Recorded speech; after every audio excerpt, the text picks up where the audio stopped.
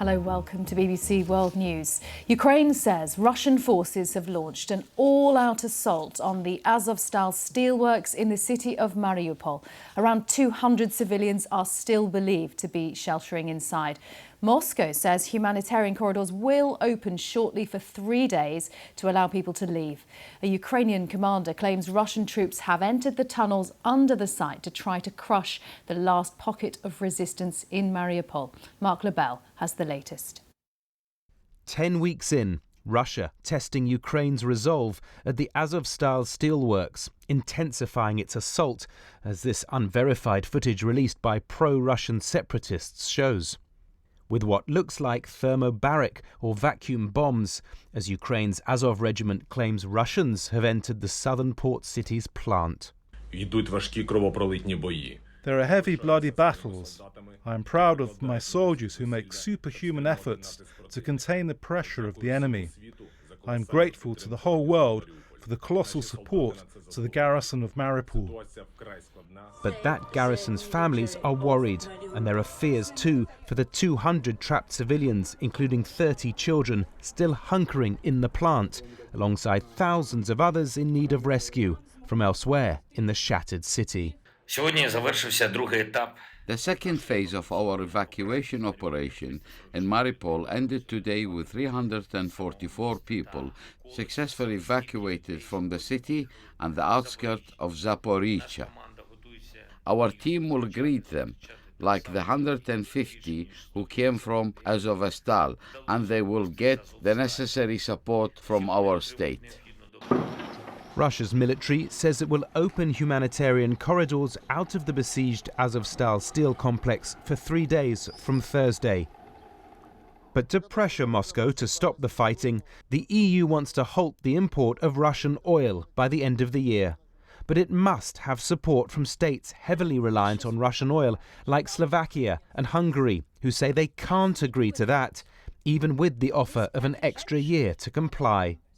What we've seen today on the table is very far from what we can live with and go with, not for the reasons of political taste or any kind of taste-like issue, but it's simply the hard physical facts on the ground.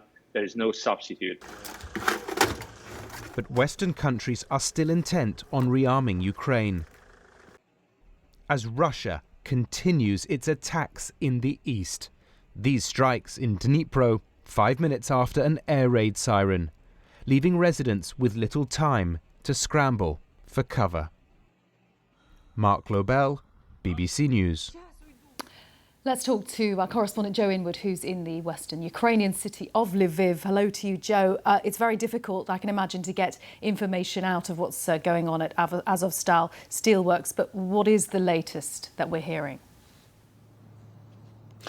So we understand that this fighting, heavy fighting that's been reported over the last few hours is continuing. The bombardment as well. We've heard ever since the humanitarian corridor that was set up by the United Nations over the weekend, ever since that closed, that bombardment has continued, we understand intensified. And we've had that report from the commander on the inside saying that there is bloody, brutal fighting taking place. I guess that shouldn't surprise us. That was one of the reasons that President Putin said he wasn't going to have the plant stormed in the first place, is because of the terrible cost it would inflict on the lives of Russian soldiers, of course Ukrainian soldiers, and maybe even more importantly the civilians, children trapped within. We don't have clear information of their fate. As you say, clear information, reliable information is very, very hard to come by in this section of the conflict. And those words from Russia that it is going to implement a ceasefire to allow more civilian evacuations from Thursday today for 3 days or so. I mean, can we take that at face value, given how we haven't seen that happen in previous weeks? I think we could potentially take at face value that they say they are going to do it. Whether it will have any positive outcome, I'd be very, very sceptical. Let's remember that we'd heard talk of civilian corridors, of humanitarian corridors, for days and days and days before the successful one over the weekend. Now, all the previous ones failed. The reason was that they were either unilateral or had no independent guarantor.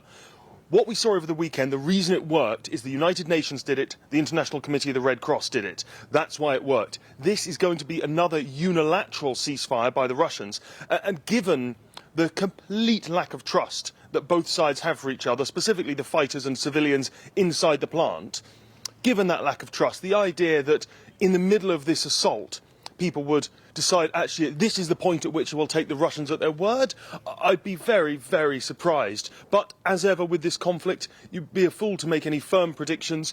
Anything is possible, but I think it is unlikely.